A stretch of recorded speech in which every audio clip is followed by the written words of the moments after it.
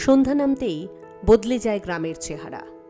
দিনের ব্যস্ততা, জমিতে কাজ, শিশুদের কোলাহল সব থেমে যায় হঠাৎই, কারণ চারপাশে এক অজানা আতঙ্ক।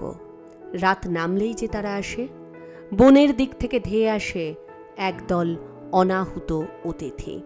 তারা কাউকে চেনে না, বোঝে না ফসলের মর্ম, জানে না চাষিদের রক্ত ঘামে ভেজা মাটি মানে কি। তারা জোট বেঁধে আসা হাতির দল। এই হাতিদের সঙ্গে সরাসরি সংঘর্ষে যাওয়ার ক্ষমতা নেই গ্রামের সাধারণ মানুষদের। আর বন দপ্তরের সাহায্য যতটুকু আসে তা যেন শুধুই সান্ত্বনা। বছর 15 আগের যে ক্ষতিপূরণ ছিল আজও সেই অঙ্কেই আটকে আছে।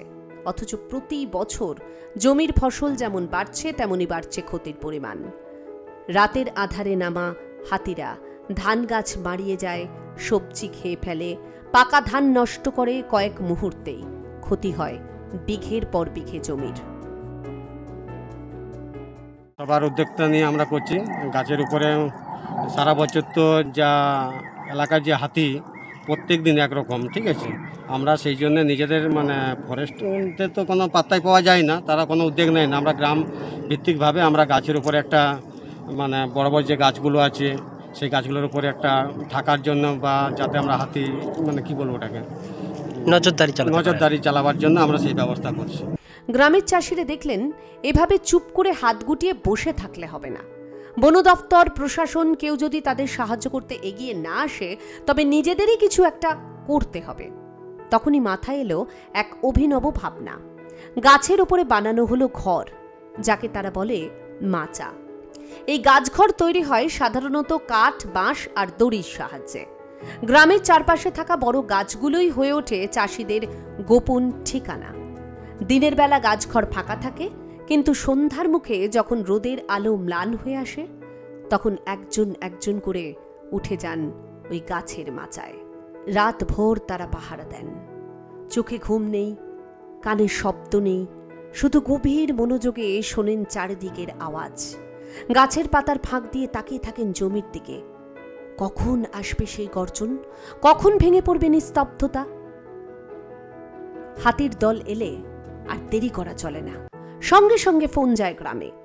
ওই দিক দিয়ে হাতি আসছে, আওয়াজ ওঠে মাইক আর বাঁশিতে। মুহূর্তেই সক্রিয় হয়ে ওঠে পুরো গ্রাম। লাঠি, টর্চ, ঢোল নিয়ে বেরিয়ে পড়েন সবাই।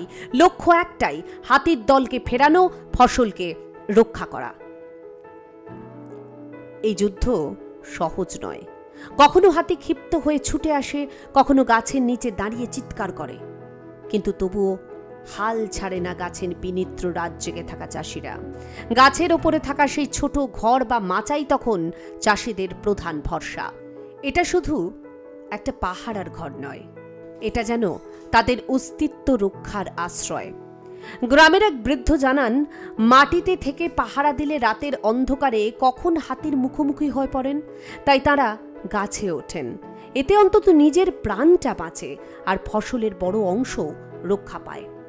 হাতি তাড়ানোর এই সংগ্রামে একেবারে যে ক্ষতি হয় না তা নয়, কিন্তু পরিমাণে কম। পরে সেই হিসেব পাঠানো হয় বন দপ্তরে, যদিও তারা জানেন ক্ষতির সামান্য অংশের টাকাই মিলবে তাদের। অসম লড়াই জেনেও ময়দান ছাড়েন না তারা, কারণ এই লড়াই শুধুমাত্র ফসল রক্ষার নয়, এটা নিজের ঘর, নিজের জমি, নিজের পরিশ্রম আর অস্তিত্ব রক্ষার লড়াই। আর সেই লড়াইয়ের অন্যতম প্রধান হাতিয়ার এখন গাছঘর, যা দাঁড়িয়ে আছে গ্রামের প্রতিটি চাষির সাহস, একতা আর আত্মনির্ভরতার প্রতীক হয়ে। ঝাড়গ্রাম থেকে শঙ্কর বারিকের রিপোর্ট, এক্সপ্রেস নিউজ।